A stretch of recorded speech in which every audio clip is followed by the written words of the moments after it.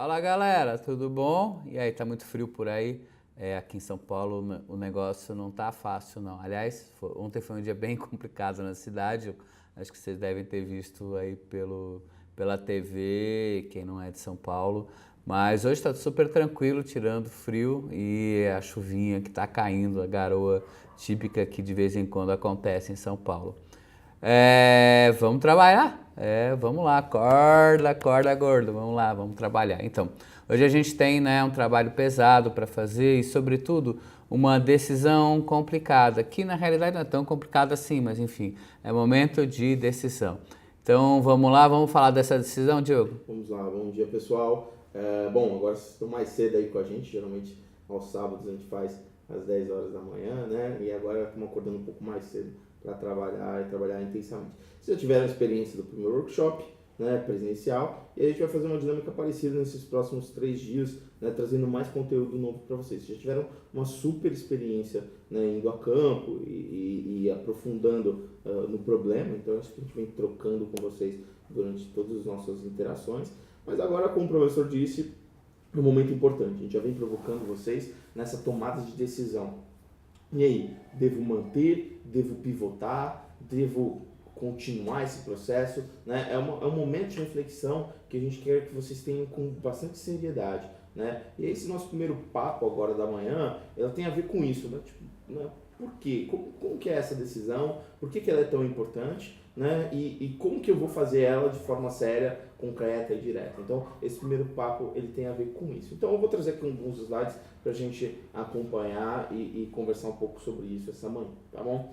Bom, retomando um pouco do que a gente já veio discutindo isso ao longo do tempo, do primeiro workshop, né? A gente já falou, né? Vocês já estão sabendo e entendendo isso, que uma startup começa, né, baseado na fé, numa visão do empreendedor, mas que todo o processo ele é ida a campo.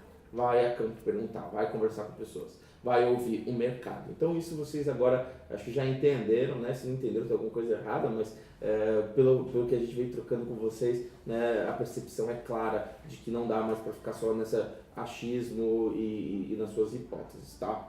Bom, então como esse processo ele acaba sendo, né, inicialmente baseado nessa visão, você levanta ela em hipóteses, vai testar, conversando com os clientes, né, levanta fatos e valida ou desvalida uma hipótese, né, e esse processo feito saindo do prédio, né, ele, na verdade, assim, o quanto mais rápido eu conseguir fazer isso, falhar e mudar, melhor. Só que o que acontece? Eventualmente podem ter fatos, podem ter situações, chega um momento que você tem dados suficientes para fazer uma coisa que o pessoal chama, e no empreendedorismo as pessoas falam bastante, que é pivotar, né? O pivô, ele é uma mudança um pouco mais drástica de negócio, é uma mudança onde você vai mudar bastante a sua tecnologia ou você vai mudar muito o seu segmento de cliente. Né? Por algum motivo, por fatos. Você tem fatos e entendeu que aquilo é um problema que você não está resolvendo de ninguém, né? Ou que você não encontrou o tal do Problem Solution Fit. Né? Então, falando um pouquinho de pivô, né, e de interação rápida, acho que a gente falou um pouquinho isso no primeiro workshop, mas é muito importante essa disciplina e essa velocidade, né, de quanto mais rápido a gente conseguir essa interação e essa evolução, né, mais rápido vocês vão conseguir ter dados e fatos para validar, desvalidar hipóteses e eventualmente pivotar. Então a gente está nesse momento, né, é o timing, né, para vocês pensarem, depois de terem colhido todos esses dados, né, o timing que é para você pivotar ou não pivotar. Eu mantenho a minha estrutura, a minha estratégia até agora, ou a gente pivota e faz essa mudança no programa, voltando um pouco para estruturar um outro cliente ou uma outra tecnologia. Gente, é importante, vocês, principalmente agora da primeira chamada, vocês são, nesse momento, é o momento de mudar. Se tiver que mudar, seria agora. Né? A gente está agora no mês de abril, eventualmente esse tipo de coisa, mexer agora faz sentido, é rápido. Né? Quanto mais para frente a gente levar essa decisão, mais difícil fica, tanto por causa do TCC, quanto por causa dos equipamentos, etc. Então, por isso que a gente está falando que é uma decisão muito séria, né? Porque tomar essa decisão agora vai ser muito importante, né, para a condução dos próximos passos e para que vocês tenham algo realmente útil no final que faça sentido como empreendedorismo, tá? Bom, vindo aqui de novo para os slides, como a gente tem, né, como a gente toma essa decisão de manter ou de pivotar? Como que eu faço isso? Né? Primeira coisa importante, isso é uma avaliação intermediária que a gente está tendo agora. Né? Você fala, poxa, mas eu não tenho dados suficientes, eu não conversei com pessoas suficientes, eu não explorei os meus mercados, todas as aplicações da tecnologia e muito mais. Assim, esse processo de Customer Discovery, eu não fui até o final. Então, como que eu posso tomar essa decisão? Né? Você já tem dados, né? Você consegue inferir algumas coisas e você já fizeram quase, a maioria já chegou até 70 entrevistas. Então, aliás, eu parabenizo muito vocês pelo esforço que vocês fizeram até agora. Né? Foi um grande esforço de entrevistas, mas você já tem dados, e dados suficientes para poder tomar uma decisão desse tipo, tá? Por mais que vocês não tenham completado até o final, né, o programa. Então, isso é importante, já ter esses tipos de dados. E principalmente, gente, a decisão de vocês, né, quando você fala, putz, eu vou manter ou eu vou pivotar, não importa qual decisão você tomar, mas ela tem que ser baseada em evidências. Você tem que trazer as evidências que vocês tiveram no campo, tá? O que é importante, gente? É importante que vocês olhem o que vocês têm agora. Vocês têm que comparar tudo que vocês fizeram com uma ideia de Problem Solution Fit. Vocês têm uma solução que atende um problema de pessoas que realmente sentem e percebem isso como um problema a ponto de comprar de vocês essa solução? Né? O quanto as entrevistas de vocês e tudo que vocês foram atrás, né, chegaram a conclusões de que vocês conseguiram encontrar um problema que vale a pena ser resolvido e a solução de vocês, no nível que ela está, atende a isso. Né? E olhar isso com muita seriedade para todas as entrevistas que vocês fizeram. Né? Qual que é a pergunta que guia esse processo? Nós identificamos uma proposta de valor, um projeto que vale a pena ser seguido, né? Que vale a pena avançar, né? Se sim, quais evidências ou provas que vocês têm apoiam essa decisão? Se não, vocês vão pivotar? Para onde? E quais evidências apontam para esse novo pivô? Né? De novo, a gente está trabalhando com empreendedorismo científico. Então, é preciso que as nossas decisões sejam baseadas nessas evidências. Por quê? O que a gente está querendo evitar, gente? A gente está querendo evitar que depois de um certo tempo, no final do ano, ou até mesmo em outubro, setembro, quando a coisa começa a apertar mais ainda, é que você descubra que a sua startup não tem consumidor, né? Ou que você não está resolvendo um problema relevante para ninguém. Né? Então, você chegar nesse momento e descobrir isso é um balde de água fria. Né? Assim, não quer dizer que você não possa recomeçar, não quer dizer que você não possa continuar seguindo a carreira empreendedora com uma outra ideia, etc. O que a gente está fazendo é colocando um pouco de calor para vocês tomarem essa decisão agora, de uma forma séria. Né? Então, é por isso que é importante, né, pensar nisso claramente. Bom, professor, quer acrescentar alguma coisa? Isso, eu queria comentar 2 ou 3 coisinhas sobre isso. Então, nesse processo, né, o que acontece? Em geral, a gente tem, sei lá, 3 alternativas. Né? Uma delas é ficar com o cliente e trocar a tecnologia, isso às vezes acontece, então a gente entende que aquele mercado é importante e a gente descobriu uma coisa para fazer com aquele mercado e a gente só tinha pensado numa tecnologia, mas o que a gente pensou não acontece. A segunda é exatamente ao contrário, ou seja, putz, eu vou manter, né, essa visão de tecnologia, né, mas e eu quando falo tecnologia, gente, é coisa bem abstrata, né? Eu vou manter a tecnologia, mas eu vou buscar uma nova alternativa, um novo mercado. E a terceira tá bom, eu vou, né, eu vou jogar os 2 fora e vou buscar uma outra coisa completamente diferente que não tem nada a ver nem com o mercado, nem com, né, aquele problema. Quando eu falo tecnologia, aquele problema inicial que eu tinha pensado. Né? Então, essas são, né, as situações que acontecem. Então, vamos pensar num exemplo. Né? Olha só, né? Até pegando um exemplo histórico que a gente teve aqui na WC. Né? Então, teve um grupo que nasceu com a ideia de, putz, eu vou ver se as frutas estão maduras usando espectrofotogrametria, né? Fotometria, uma palavra super complicada de falar. Bacana. né? Então tem uma tecnologia, uma visão geral de tecnologia, né? E um problema. Cara, será que tem alguém que se interessa por esse problema? Então tá, vamos analisar, vamos avançar, etc. Bom, para transformar essa numa história mais curta, né? Esse grupo de alunos começou primeiro fez um primeiro pivô de trocar para olhar cor de dente, né? Usando a mesma técnica.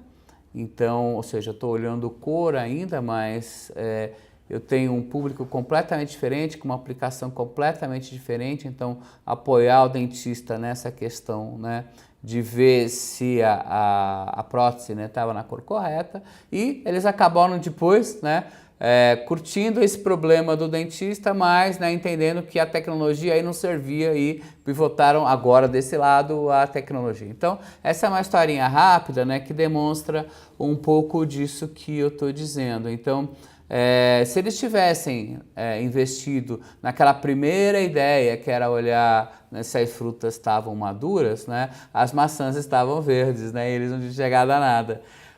Então, por conta desse processo de descoberta, eles puderam entender que, cara, isso não é um problema de verdade, as pessoas não estão tão interessadas assim, mas tem um outro problema, e eles chegaram nesse problema justamente por conta desse processo, um outro problema que vale muito a pena trabalhar, que é o problema, então, dos dentistas. Então, essa nossa conversa é sobre essa história, entendeu? Então, o que acontece no seu caso? Vamos buscar, então, aprofundar no seu caso se a gente pode passar a régua e passar para o segundo, né, estágio, que é realmente começar a sintetizar uma solução, ou se realmente a gente vai continuar procurando esse problem market fit, ok? Bom, gente, então assim, como o professor falou, né, é uma decisão que pode ser feita e é uma decisão que é muito importante ser refletida. Por isso que a gente está trazendo esse momento para pensar e analisar isso com calma. Então, assim, a primeira coisa que eu falei da parte da análise é vocês trazerem essas evidências que vieram do campo, das entrevistas, etc. E uma outra parte dessa análise que a gente vai provocar vocês para fazerem hoje é essa análise que eu vou trazer agora, né, nas apresentações, que é essa pergunta que guia, né? Quanto dinheiro tem na mesa? Né? Esse vai ser o primeiro exercício de desenho ou de cálculo de negócios que vocês vão ter. Né? É um primeiro desenho, um rascunho, né? Ou a gente diz eventualmente é um cheiro que vai dizer o quanto mais ou menos aquilo interessa e se interessa a vocês. Né? Acho que o mais importante é essa reflexão.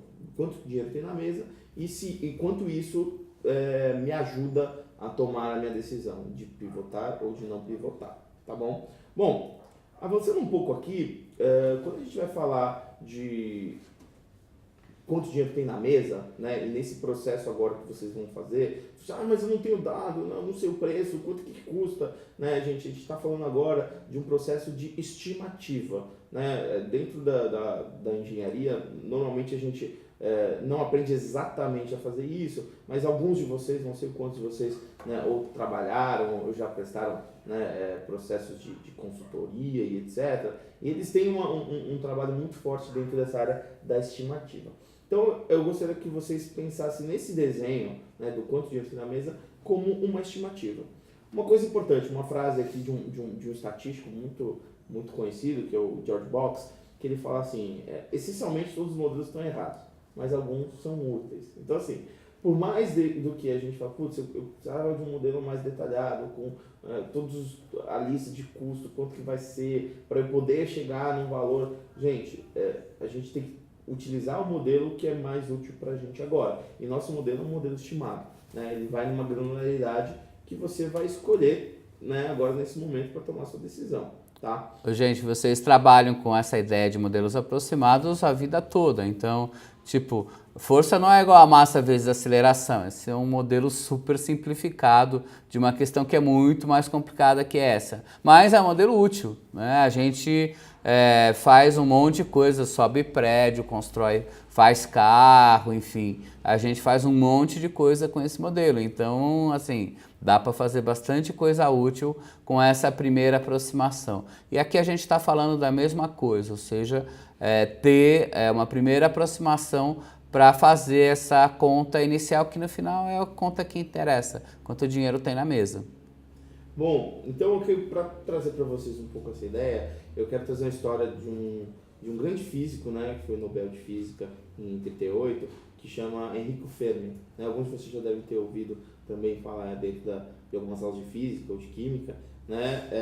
Mas assim, o mais importante, assim, trazendo uma história bem rápida dele, tem uma história que ele conseguiu estimar, né, a energia de explosão de uma bomba atômica, né, num pequeno teste lá nos Estados Unidos, quando eles faziam isso, né, num campo de testes bem pequeno, bem simulado. Né? E ele foi um dos caras que conseguiu estimar isso com uma precisão muito próxima, né, do real, né, sem ter um super sensor e sem ter nada. O que ele fez? Né? Ele estava próximo da explosão, tinha um grupo de cientistas com ele, e aí o que ele fez? Ele picotou um papelzinho que ele tinha ali no caderno de anotações, né, e esperou vir o primeiro vento, né, trazido pela explosão. Colocou esse papelzinho na mão e os papeizinhos voaram. Ele calculou, né, viu a distância até onde eles foram, né, estimou a velocidade do vento baseado, né, no quanto esses papeizinhos tiveram de distância, ele sabia a posição e a distância dele até a explosão, né, e conseguiu estimar, assim, né, através dessa velocidade, o impacto e a energia que essa bomba tinha. Né, e depois, mais para frente, né, com outros equipamentos, ele conseguiu mostrar que essa estimativa está muito próximo do real. Então, o Enrico, ele era um cara extremamente bom com estimativas. E por ser tão bom com estimativas, ele começou a provocar isso nas aulas dele, nos alunos deles, a criar esse raciocínio de como estimar. Né? E um exercício clássico que ele usava na disciplina dele é esse exercício do número de afinadores de piano em Chicago. Né? Ele vinha e perguntava para a turma dele: e aí, quantos afinadores de piano existem em Chicago? Quantos vocês acham? De bate pronto, óbvio, ninguém sabia como fazer. Ele falou: então como que vocês vão medir? Vamos fazer um censo, vamos bater de porta em porta, descobrir. Nossa, é um trabalho gigantesco. Né? Então, assim, como que você resolve isso fazendo uma estimativa? Né? Então, assim, a primeira coisa que ele fala assim, é muito difícil você tentar responder essa pergunta de cara. Então, vamos pegar uma coisa. O que vocês já conhecem sobre afinadores de piano, sobre pianos e sobre a cidade de Chicago, né, naquela época, né, 1930? Né? E aí você começa a brincar de estimativa. Então, aqui indo para os slides, por exemplo, a população de Chicago em 1930 era de aproximadamente 3 milhões de pessoas. Quantas pessoas moravam em casas? 2 ou 3 pessoas por casa. Tá? Aí eu consigo, com isso, descobrir mais ou menos, né, dessas pessoas quantas de casa podem, a partir da população. Beleza.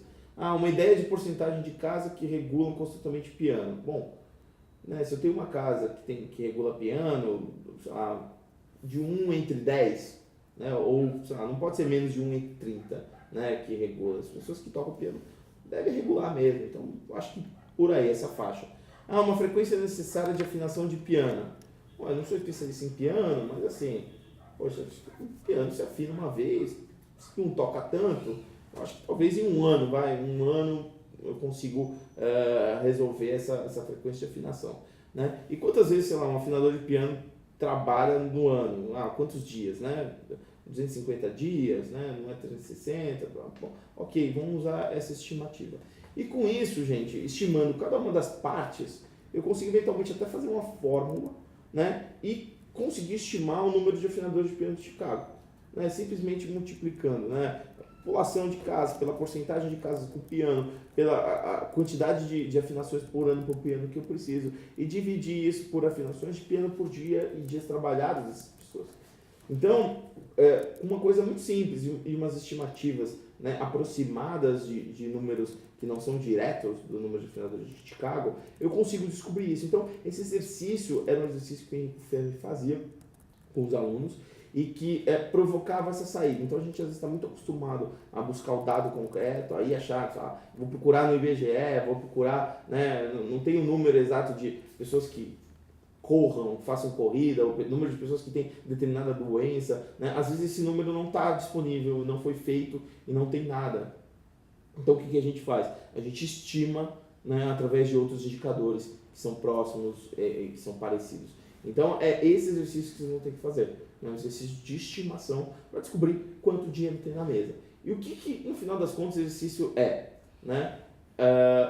Vocês vão ter que descobrir mais ou menos, quanto deve ser o preço desse produto de vocês?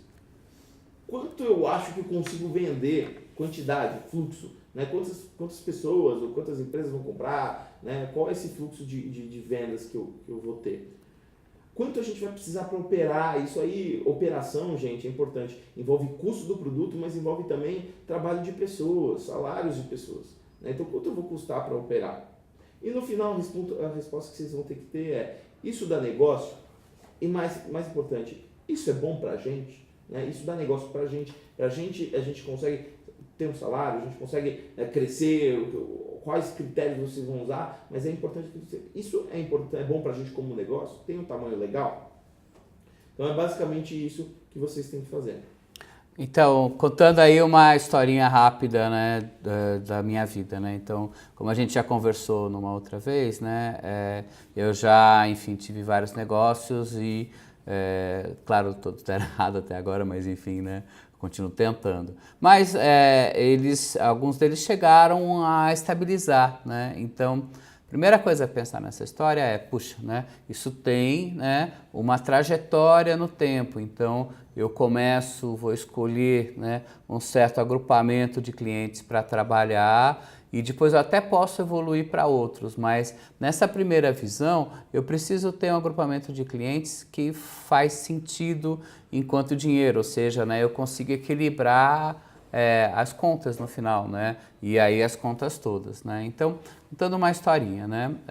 Num dos negócios que eu tive, a gente fazia simuladores físicos, a gente tinha uma ideia de trabalhar com simuladores físicos vendendo, né, para buffets infantis. Claro que, né, simulador físico é aquilo que tem na Disney, sabe? Aquelas máquinas que passam filme e a máquina vai se mexendo, te sacudindo, etc. Então tá. De saída, né, a gente, ao conversar nesse processo, a gente entendeu que alguma coisa em torno de 15 mil reais era um preço pagável por esse equipamento. Como é que a gente entendeu isso? Poxa, dentro do buffet infantil tem brinquedos. Então, o brinquedo que é o brinquedo que, sei lá, mais chama atenção, né, ou os 2 ou 3 brinquedos que mais chamam atenção, caem nessa faixa de preço. Então, olha só, antes de sequer fazer o primeiro desenho, antes até de definir qual seria o brinquedo a ser construído, eu já tinha a ideia de qual era mais ou menos a faixa de preço. Eu não estou falando de custo, eu estou falando da faixa de preço que era razoável pagar. Então, e assim acontece de uma forma geral. Então, quando você pensa nas coisas que você está mais acostumado a comprar, pensa aí num telefone celular, né? Mais ou menos, poxa, até uns R$1.000 é um número bom para um telefone bom, né? 500 para um telefone médio, né? E um telefone super top vai custar, sei lá, R$4.000. Bacana, você faz ideia desses números.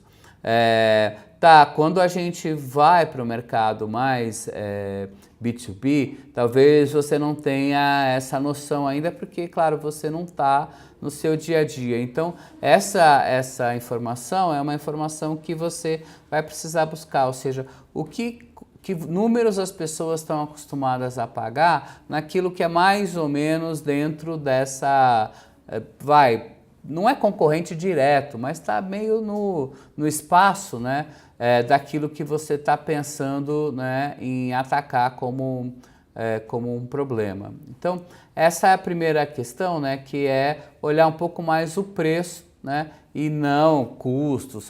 Puxa, vai custar tanto, mas eu não tenho ainda o projeto, eu não sei quanto vai custar. Enfim, pensa do outro lado, pensa no preço. Né? Eu sei, está errado, tudo está errado, são todos modelos, mas enfim, né, para começar. Então tá. Depois, né, você vai pensar no quê? Você vai pensar, né, em quanto isso tem de mercado, ou seja, num primeiro mercado, pelo menos, para a entrada. É claro que depois, talvez, você tenha um produto que possa vender para o mundo todo, né? Mas, né, você tem uma primeira briga para ir para atacar, que é, puxa, eu vou atacar um mercado assim. Então, voltando ao meu exemplo, os meus, né, simuladores físicos, eu ia vender para buffet infantil, bacana. Quantos buffets infantis existem no Brasil? Ou quantos buffets infantis existem em São Paulo, para começar? Porque falar de Brasil é complicado, porque eu estou falando de equipamento, vou ter que ter instalação lá longe, estrutura de manutenção longe, então vamos falar do estado de São Paulo. Quantos buffets infantis existem no estado de São Paulo? Bom, aí entram, né, as fontes importantes de estimativa. Então, dados do IBGE são nessa hora essenciais. Frequentemente você tem uma associação de caras daquele ramo que você pode buscar. Quantas, sei lá, empresas quantos açougues existem em São Paulo, né? Quantos afinadores de piano, voltando ao problema, né, existem em São Paulo. Então, na hora que você delimita, né, um certo mercado inicial, você vai conseguir fazer uma estimativa, de novo, uma estimativa, né, sobre aquele tamanho. E aí, né, uma coisa vezes a outra, ou seja, preço vezes, né, mercado, né, dá faturamento. Bacana. Quanto tempo esse faturamento você consegue fazer? Então, poxa, né, eu consigo fazer isso atingir esses caras em 2 anos, em 5 anos. Não adianta pensar nisso muito rápido, porque na realidade as coisas não acontecem. E aí, quanto dinheiro tem na mesa? Tem um lucro, né? Então, que lucro normalmente a gente tem? A primeira vez que eu vi esse número eu fiquei até um pouco surpreso, né? Que uma montadora de automóveis, por exemplo, trabalha para ter alguma coisa tipo 3 a 5% de lucro, né? Poxa, parece tão pouco, né? Ainda mais perto dos juros que a gente tem nesse país. Bom, esse é um dos problemas, né? Porque realmente levantar a indústria no Brasil é tão difícil, porque realmente é fácil arrumar 3% de juros, né? Fora daqui você sabe que não é, então 3% uma rentabilidade estúpida. Mas, então, frequentemente a gente trabalha por coisas nessa faixa, entre, né, 10% de lucro, etc. Claro, aí dentro estão as despesas, tá? Né?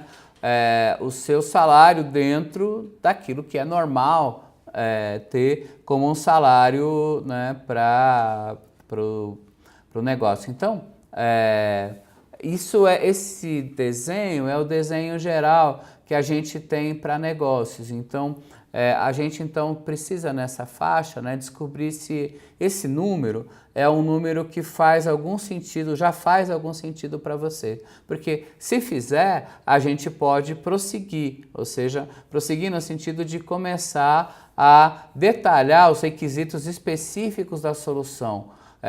Até agora, nesse processo, né, nesses 2 meses, você não falou nada da solução com os caras com quem você conversou na entrevista. Então você não perguntou, sei lá, que tamanho era bom, que cor era legal, enfim, você ficou nessa questão mais... Será que minimamente as pessoas têm algum interesse nessa questão? E agora, se você resolver manter esse desenho que você tem, definindo então um foco inicial de mercado, um foco inicial de deployment, de configuração do produto, você está pronto para aprofundar e entender os tais requisitos, né? Se você fez, ou você, claro, fez algum curso de engenharia, né?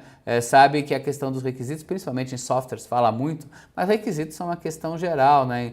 Em toda engenharia. Então você começar a definir tamanhos, acabamentos, enfim, realmente começar a entrar no projeto. Antes de entrar no projeto a gente tem os requisitos, mas começar a detalhar os requisitos para poder em seguida entrar no projeto técnico e dentro do que a gente tem essa expectativa, terminar aí junho com o desenho técnico e um orçamento detalhado daquilo que você vai precisar comprar.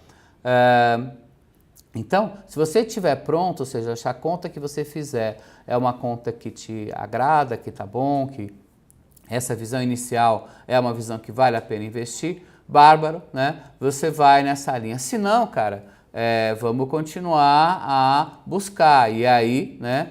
Mas buscar o quê? Buscar onde? Então, essa é a reflexão para fazer nesse momento. Por favor, não encare isso como uma decisão de vida ou morte, né? Tipo, Se ao avançar você descobrir que, nossa, realmente não era isso que eu estava pensando, bacana, né? É possível mudar ainda, né? Nada dessa vida é definitivo afora a morte, né? A morte ainda, né? A gente, de repente, mais uns anos a gente dá conta disso. Mas, de uma forma geral, né, você ainda pode mudar, mas o que a gente quer dentro do programa é que se você estiver feliz, contente com o dinheiro que está na mesa nesse momento, então a gente dá um passo no sentido de começar a detalhar a solução e aí fazer um outro passo de validação, ainda dentro do nosso processo científico, de validar que agora aquela solução específica, aquele tamanho, aquela cor, aquelas features, né, aquelas funcionalidades são o que interessa para o seu cliente, que agora sim não é mais tão genérico, já é um cara muito mais específico. Legal? Bom, gente, então, como o professor falou, esse é todo o nosso trabalho. É importante que vocês saibam a nossa dinâmica desses 3 dias. Então, esse primeiro dia, né, e o que vocês vão fazer entre essa semana e a próxima, é esse trabalho, né, de reflexão, de estimativa e de tomada de decisão, né, se vocês vão manter ou se vocês vão pivotar, né. Isso vai ser guiado, vai ter também um trabalho com o coordenador indicado, que no caso para vocês, né, vai ser o coordenador Miguel, vocês estão ali com ele, né, no Slack. E o que vocês vão fazer? Vocês vão trabalhar durante hoje o dia inteiro em cima disso, na próxima semana, e o início do próximo sábado vai ser para vocês trazerem a decisão de vocês, de agora. Sempre baseado em fatos e evidências, né, e baseado nesses números que vocês vão trazer. Né? Vão trazer a decisão de vocês. Caso vocês tomem a decisão de, putz, eu vou pivotar, né? Então eu não vou avançar para a parte de prototipagem, eu vou testar, na verdade, um outro mercado, vou começar as entrevistas de novo. E aí, nesse caso, se vocês tomarem essa decisão, né, a gente vai ter uma conversa à parte com vocês, porque vocês vão tomar a trilha de entrevistas, né? E esse vai ser um trabalho para quem for continuar, continua na mesma trilha e continua, né, nas mesmas apresentações que vão tratar um pouco mais de prototipagem, que vão trabalhar ao longo dos próximos sábados, né, como que a gente cria experimentos, né, usando produtos e simulações do nosso próprio produto para mostrar para o cliente, né?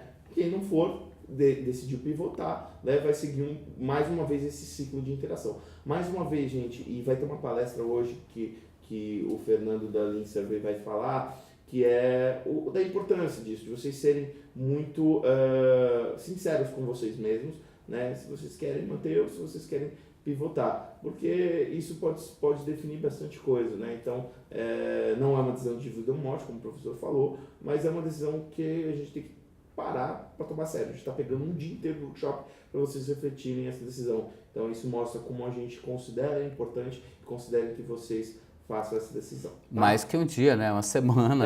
Esse é o trabalho da semana, né? É o trabalho da semana. Indo aqui rapidamente para as atividades, né, diretas, né, pragmáticas do que vocês têm que fazer, o que vocês vão fazer agora? Primeiro, vocês vão ter que fazer essas estimativas, então, em relação ao negócio, ao preço, ao produto, ao custo, né, desse produto, as despesas gerais, para descobrir quanto dinheiro tem na mesa, né? Vamos fazer algumas análises competitivas, comparativas, quanto o meu competidor cobra, como que é essa comparação em relação a como o meu cliente resolve o problema dele, quanto ele gasta nesse processo e quanto ele está disposto a pagar para mim. Então, vai ter um pouco dessas análises também que vocês vão fazer. Vocês vão levantar os dados e fatos que vocês colheram durante todas as entrevistas, né, relevante em referência ao seu Problem Solution Fit, né, quanto vocês conseguiram atingir isso, quanto vocês têm certeza que o pessoal realmente tem esse problema e realmente eles querem algo que eu estou oferecendo, né, nessa linha. E o que vocês vão fazer? Né? A gente vai, por enquanto, não usar o deck. Né? A partir do próximo sábado a gente volta com outro deck para vocês. Mas por hora vocês vão usar uma outra apresentação de vocês, né, para montar 7 slides. Né? Nesses 7 slides vocês vão ter que montar um racional uma lógica. Né? Vocês vão montar uma ordem lógica que demonstre, né, a sua decisão, manter e pivotar. Né? Baseado em quê? Baseado nessas informações que eu trouxe dentro desses 7 slides. Então, é basicamente isso que vocês vão fazer agora e vou ter um tempo agora para pensar e organizar isso. Eu acho que vocês têm 2 horas para isso. E depois vocês vão sentar com o coordenador de vocês, né, que no caso o Miguel agora, vai sentar com todos vocês para discutir isso, para questionar. Putz, olha, o que você colocou ali como estimativa, por que você não pensa em outro jeito? Olha, tem uma fonte de informação aqui que você pode buscar que é muito rápido. Eu não sei se isso que você trouxe como evidência das suas entrevistas é uma evidência tão forte. Então vai ser um papo assim para a gente conversar sobre principalmente as evidências de vocês e discutir um pouco o encaminhamento do manter, pivotar. Gente, anexando aí mais 2 ou 3 ideias, né? Essa questão do custo, né? De falou rapidamente do custo, né? Esquece o custo, foca mais no preço. E aí você vai me dizer, mas poxa, se eu não sei o custo, como é que eu vou saber minimamente se dá para fabricar, né, com esse preço? Então, contando mais uma historinha dessa mesma história aí das máquinas, né? Tinha definido lá um preço que deveria custar a máquina, e aí eu tive que me virar e eu era, claro, o engenheiro, me virar para fazer a máquina com aquele dinheiro que tinha na mesa. Então, e aí que realmente entra a engenharia. Então, em vez de adotar uma solução padrão do tipo, eu precisava de um motor. Cara, no dinheiro que tinha só dava para comprar motor AC. Então tá, como é que faz controle de posição com motor AC? Você não estudou isso na escola? Porque na realidade a gente não faz isso com motor AC, mas quando a gente só tem um dinheirinho pequeno para fazer, a gente faz controle de posição com motor AC. Então, fica ruim? Claro que fica ruim, dentro dos parâmetros que você aprendeu na escola. Mas, cara, para um brinquedo, não pega, entendeu? Então dá para resolver, em vez de usar um servomotor super caro, a gente pega um motor de R$800 e faz funcionar, em vez de usar, né, um servomotor de R$8.000. Por quê? Porque não cabe no preço do produto. Aliás, essa história foi até engraçada, que no final das contas, por ter usado um controle super ruim, o produto ganhou uma feature a mais, um negócio que era difícil de fazer, que era aquela balançadinha mais ou menos que o simulador devia fazer, porque dá aquele friozinho no estômago e que fica muito bacana, que na realidade era um defeito do controle de posição, mas virou uma feature super bacana do produto, porque o produto naturalmente dava umas balançadinhas assim, que davam um medinho nas pessoas. Foi bárbaro, enfim, ter usado, né, um controle super ruim foi no final, né, parte interessante. Aliás, né, no manual do Apple II, do primeiro Apple, eles definiam um feature como um bug visto pelo departamento de marketing. Ou seja, né, como é que a gente transforma um problema numa qualidade. Isso é o que a gente chama de feature. Isso é uma piada, mas enfim, né, mas é verdade. Gente, para finalizar, assim, eu gostaria de trazer uma frase aqui do Steve Blank, que é bom, como vocês sabem, ele tem uma base toda do nosso trabalho, né, do Customer Discovery.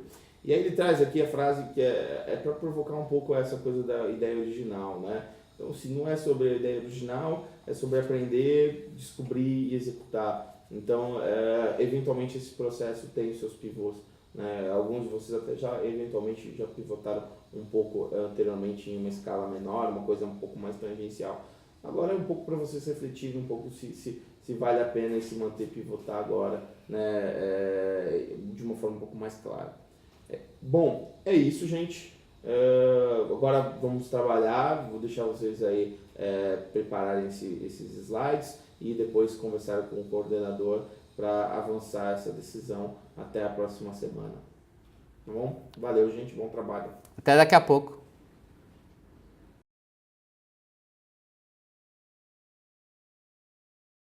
Tudo bem, pessoal? Meu nome é Fernando, eu sou um dos fundadores da empresa Lean Survey. Eu vim contar um pouquinho da minha história aí para ver se isso pode ajudar vocês com algumas coisas, né? Só explicando rapidamente do que é Lean Survey, né? A gente é uma plataforma de pesquisas onde a gente utiliza crowdsourcing para poder ativar usuários no Brasil inteiro, para esses usuários fazerem as entrevistas, né? Então, é algo modelo parecido com o Uber do lado do usuário, onde você baixa um aplicativo, se cadastra e começa a trabalhar para a gente e ganha dinheiro. E do outro lado, a gente é uma plataforma de pesquisa que é mais rápida, mais barata e tem uma qualidade melhor do que o mercado tem hoje. Eu vou explicar aí mais ou menos como é que começou, né? Bom, você pode ver essa foto aqui. Eu, meu sócio e o Paulo Batista, não sei se vocês conhecem o Paulo Batista. Basicamente, o que eu queria falar para vocês, né? A nossa empresa vai entrar no ano 3 agora. Eu estou empreendendo desde 2014 e eu comecei ela no final da faculdade, né? Então, essa foto aí para mostrar que a gente estava nessa época na faculdade ainda.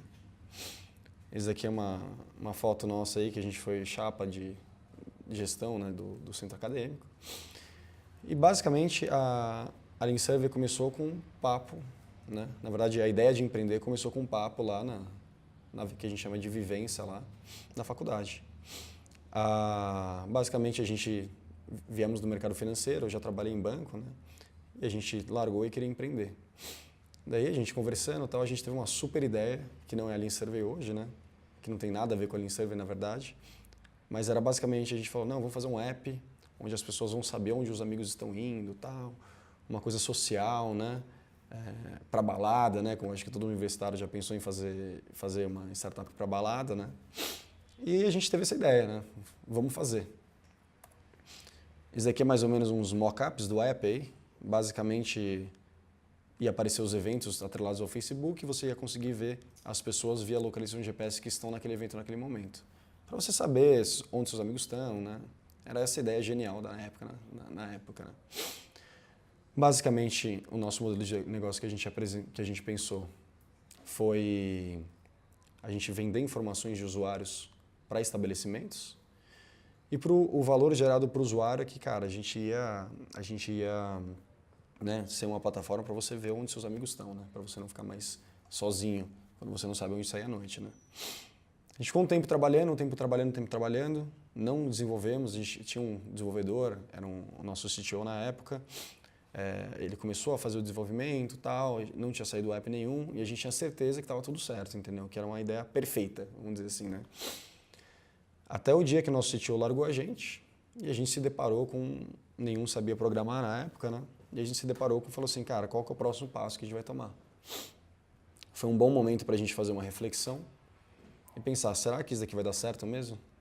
Antes da gente despenhar esforços para começar a desenvolver, né, para começar a trabalhar na empresa, será que isso vai dar certo, né? A gente basicamente fez uma pesquisa de mercado, então, provavelmente pelo que o pessoal falou, vocês estão fazendo isso agora, né? Para saber a aderência do nosso produto. Tanto para o lado de cliente, que seria as empresas que fazem festa, quanto os usuários.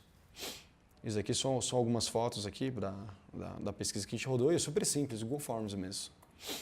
Bom, a gente validou que não fazia sentido nenhum a nossa ideia. Tanto por um lado, que era o usuário, porque parece linda essa ideia na teoria, só que no fim a gente é um aplicativo para as pessoas ficarem te stalkeando para saber onde é que você é, onde você está, né? E tanto da parte de empresas, que basicamente ele falou assim, cara, eu já pego dados do meu ERP, eu já pego dados de outro jeito, eu tenho um sistema de fidelidade e tal. Então, a gente se deparou nesse momento, depois de 4 meses de startup, né? Com uma ideia que a gente viu que não ia dar certo. Mas pelo menos a gente já ganhou muito conhecimento sobre esse mercado, sobre as coisas que a gente aprendeu nesses 4 meses, né? Basicamente, a gente começou a conhecer o mercado de pesquisa, porque a gente queria vender informação de usuário e a gente depois descobriu como que as pessoas conseguiam. No fim, elas faziam pesquisa mesmo, de fato, né? E a gente falou, então tá bom. Então vamos fazer uma empresa de pesquisa. E a ideia é assim, mas tá, onde que a gente pode inovar nisso, né? Daí, de volta na vivência, tomou uma cerveja, a gente bateu um papo e pensou, né? E se a gente fizesse um aplicativo onde a gente conseguisse contratar pessoas, né, via smartphone e mandar elas geolocalizadas para entrevistar pessoas? Foi aí que surgiu a ideia da Lean Server. Só que dessa vez, né, a gente não ia perder 4 meses trabalhando em alguma coisa que no final não ia ter valor para ninguém. Então, o primeiro passo, desde o momento 1, foi assim, vamos validar se isso funciona. No nosso caso, tinham diversas validações, porque a gente é um modelo onde é quase um marketplace. A gente vende serviço e vende uma solução para os usuários para eles ganharem dinheiro, né? Então a gente tem uma porrada de validações. A gente fez mais ou menos assim, entrevistou umas 40 empresas. Dentro das empresas eu não sei nem o número de pessoas, mas assim, a gente conversou com muita gente. Tanto empresas de pesquisas para entender, cara, como funciona o seu negócio, né? Como funciona o seu negócio, onde que tem problema, será que a gente gera valor mesmo, será que a gente consegue otimizar algum custo, esse tipo de coisa. Com os possíveis clientes, cara, será que faria sentido uma solução dessa? Você está acostumado a comprar de outro jeito, tal, tal, tal. Parceiros, professores, mentores, a gente conversou com um monte de gente, né? Daí é aquela coisa, né? Tá tudo dando certo, dessa vez a gente não colocou a carroça na frente dos bois, a gente fez a validação de mercado antes, né? E ao contrário da outra, que a gente começou com o CTO a tentar desenvolver, né, esse tipo de coisa, e tá tudo certo. Daí a frase que sempre vem, eu só preciso de um desenvolvedor para poder tocar minha ideia. E o que eu tenho que falar para vocês é que não. Se você contratar um desenvolvedor assim que você fizer uma pesquisa de mercado, você está colocando a carroça na frente dos bois novamente, né? Isso aqui é para falar para vocês, né? Depois da pesquisa de mercado, o que você precisa fazer? Você precisa fazer um negócio chamado MVP. Já teve conteúdo de MVP? Já. O que é o MVP, né? É um Minimum Viable Product. É basicamente você, com o menor esforço possível, conseguir reproduzir o valor gerado da sua plataforma. Eu vou dar um exemplo de como é que a gente fez. Nossa ideia era, bom, eu vou oferecer pesquisa de mercado, né? Vou oferecer para os usuários entrevistarem pessoas na rua. Como que eu posso replicar isso? Cara, a gente fez o Google Forms com uma enquete eleitoral para ver se as pessoas conseguiam fazer entrevistas na rua, né? Eu não preciso desenvolver um aplicativo, eu não precisei gastar anos de desenvolvimento para fazer um aplicativo para isso. Eu já tinha uma solução pronta. E como eles iam ser remunerados, né, a gente acabou, para os nossos amigos, pagando pizza e cerveja para eles ajudarem a gente, né? Nessa época a gente criou um blog chamado Censo Universitário, está online até hoje, tá? censouniversitario.com, se não me engano. Onde a gente falou assim, tá, eu vou começar a publicar as pesquisas que eu vou fazer nesse meu modelo de validação. Qual que era a ideia qual que era a principal ideia, né, dessa validação? Será que as pessoas conseguem fazer pesquisa? Será que elas têm algum problema? Que tipo de features eu vou ter que levantar que eu sinto falta quando o cara usa o Google Forms? A gente usava, cara, Google Forms e WhatsApp, entendeu? Não tinha nenhum segredo no nosso negócio. A gente fez alguns projetos, né? Eu acho que tem números aqui de projetos. Isso. A gente fez 3 pesquisas. Grandes, tá? Você pode ver aí 920 respondentes, 300 respostas, 1.432. E o benchmark que a gente tinha do mercado era um dado aberto na época de pesquisa eleitoral de 2012, onde 1.200 respostas custava R$60 mil. O que passou na nossa cabeça, né? Quase R$60 mil. A gente gastou pizza e cerveja. Então, a gente validou primeiro que as pessoas conseguiam fazer a pesquisa, né? E depois a gente validou que, assim, a gente de fato traz ganho financeiro, no caso, né? A gente traz de fato economia para as empresas que contratam, né? Basicamente, depois disso, a gente fez mais ou menos 3 pesquisas com o nosso MVP, né? Ainda. Isso daqui, cara, a gente não tinha desenvolvedor ainda, tá? Eu quero deixar bem claro. Então, depois de fazer essas validações, a gente foi para o mercado e começou a oferecer pesquisa de graça. Fizemos 3 pesquisas, que somaram um total no nosso portfólio aí de 6 nesse momento, onde a gente já conseguia ter tanta informação, né, assim, de conhecimento que a gente estava através do MVP, quanto a gente já tinha um repertório de projetos que a gente poderia mostrar para as pessoas. Em 2014, no final de 2014, a gente participou de uma competição chamada Desafio Brasil.